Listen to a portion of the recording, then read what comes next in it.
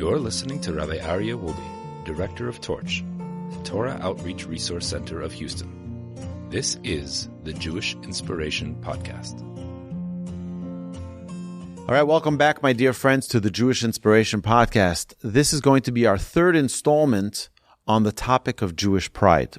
Since the terrible, devastating massacre of October 7th, there's been an uprising in the Jewish community of people who were connected perhaps a little bit less in their Judaism, who are now taking interest and feeling, I need to be proud to be Jewish, not to shy away, not to run away from my Jewish connection to my Jewish roots, but rather embrace it. So what we're attempting to do here is to share with our friends online and give them hopefully the tools so that they know what they are proud of. What are we to be proud of in being Jewish? So we begin with the following. Number one, we said was to understand that we have a direct connection with God. There's no intermediaries. Judaism, we have direct connection to God. Number two, we talked about that we have the manual for living. We have the manual. And the world is jealous of us for that manual that we have. But number three, I think, is very, very important. And we need to put ourselves for a second into a frame of mind and understand that the Torah that we have today is the exact same Torah that was given to us at Mount Sinai in front of the entire world. You see, we don't have a document that was given in secret by an individual's prophecy. They say Muhammad had a dream, and he says that in his dream, God told him that he is now the chosen one. Well, go refute that dream. Well, there are people who tried to, and they got killed and murdered for even asking questions. The same thing you have with Christianity is an individual had a revelation and take that revelation and accept it or else. In Judaism, there's no such thing. No individual, even Moses, did not have an individual prophecy that commanded the Jews to do one thing or another. Rather, it was a public revelation that the entire Jewish people were witness to. In fact, our sages tell us that the entire world was witness to it. The entire universe, everybody witnessed the Jewish people receiving the Torah at Mount Sinai. Even more interesting is that every religion acknowledges that the Jewish people received the Torah at Mount Sinai. But no religion agrees with Islam. No religion other than Islam itself. No religion agrees with Christianity except for Christians. There's nobody who agrees with Buddha and Buddhism. But everybody agrees that the Jewish people received the Torah at Mount Sinai. And the exact same Torah that was received by Moses at Mount Sinai, the Jewish people received that Torah, is the exact same Torah that we are studying here today in 2023 here at the Torch Center. It is the exact same Torah. And the exact same practices that our ancestors observed when it came to Shabbos is the exact same practices we observe in our Shabbos.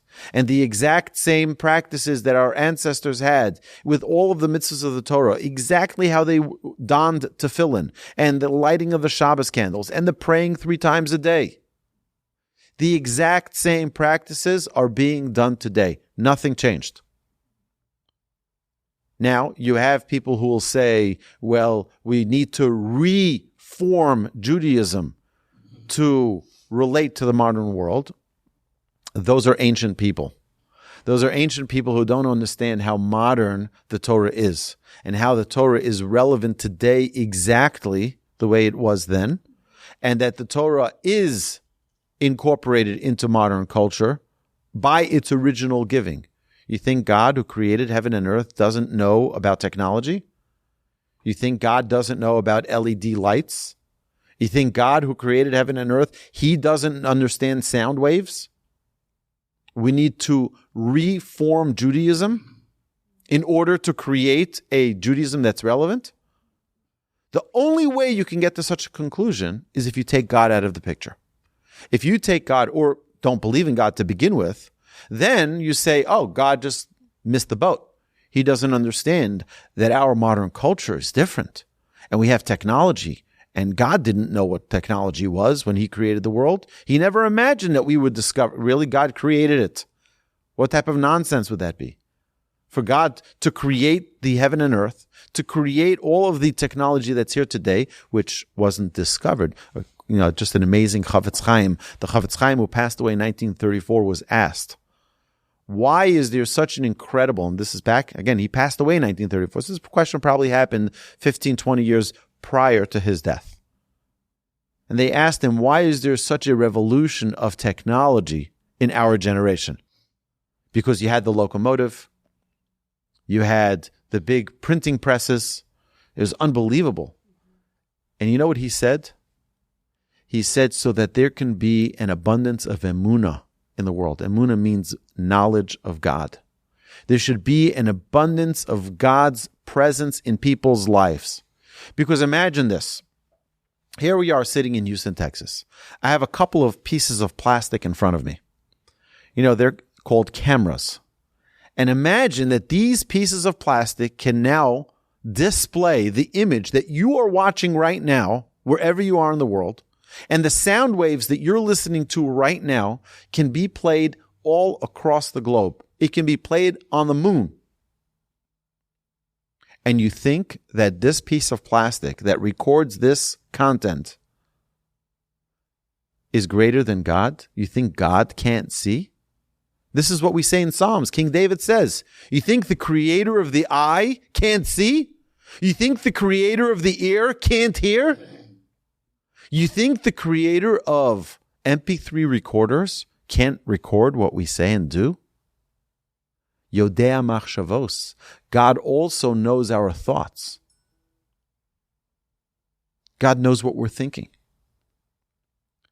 All of that was given to the Jewish people at Mount Sinai 3,335 years ago. All of it. And the exact same practice that we have today is the practice that our ancestors observed 3,300 years ago.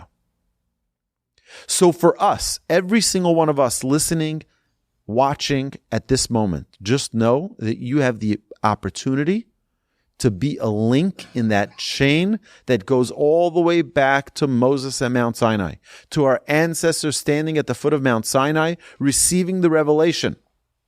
Each one of us have the ability to connect and to link in to that chain of our ancestry, of our heritage. So it's not some modern day religion that's not thought through, that's not clear, that's not understandable, that's not relatable. It is the most relatable because it's the only one that's God-given to a mass of people. 600,000 men between the age of 20 and 60. You duplicate that for women, you add children, you add the seniors who are over that age, and you add